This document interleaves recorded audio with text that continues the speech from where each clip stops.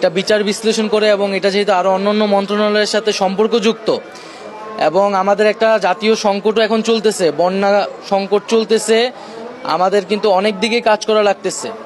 এই দুর্যোগ কালের ভিতরেও আমরা একটা ওই কমিটি মূলত এটা বিচার বিশ্লেষণ করবে এবং সুপারিশ করবে। সেখানে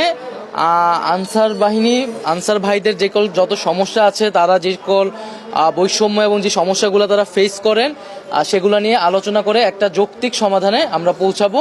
তবে প্রাথমিকভাবে যে তাদের রেস্ট প্রথাটি ছিল, সেটি স্বরাষ্ট্র উপদেষ্টা যেমনটা বললেন, সেটি বাতিলের প্রাথমিক সিদ্ধান্ত হয়েছে।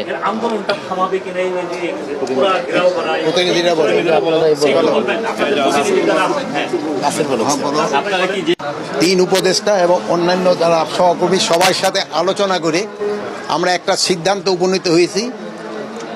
এখন থেকে রেস্ট প্রথা থাকবে না আনসারে, আর অন্যান্য যে তাদের দাবি দাওয়াগুলি আছে ওই জন্য একটা কমিটি করে দেওয়া হচ্ছে। এই কমিটি পর্যালোচনা করে আমাদের কাছে পাঠিয়ে, এবং তা আমরা আন্তঃমন্ত্রণালয়ে বসে একটা সিদ্ধান্ত নেব।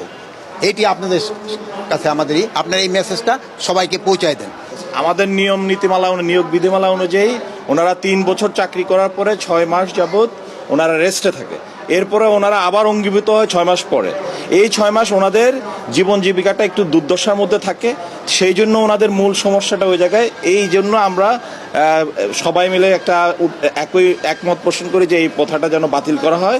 নিয়োগ বিধিমালা থেকে সেটা আমরা কিভাবে বাতিল করা হবে, সেই প্রক্রিয়াটার মাধ্যমে আমরা এটাকে রেগুলার জব হিসাবে কিভাবে করা যায় সেটা আমরা